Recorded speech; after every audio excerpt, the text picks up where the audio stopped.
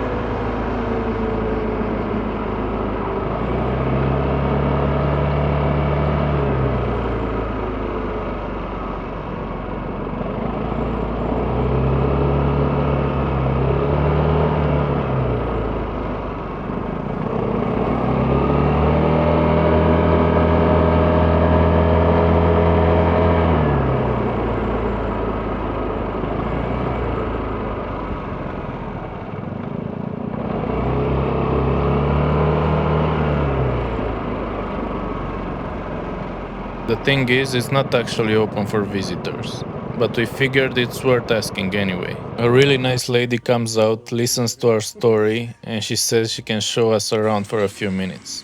Totally unexpected. She gives us a quick tour, tells us a bit about the company's history, and shows us some rare machines from the past, models you almost never get to see in person. And of course, we get an espresso made right here on the spot. That was one of those completely unplanned stops that just make a trip better. From a road sign to a private tour and a perfect coffee. Not bad for an afternoon ride. Next time, we'll get back on the road and finally roll into Florence.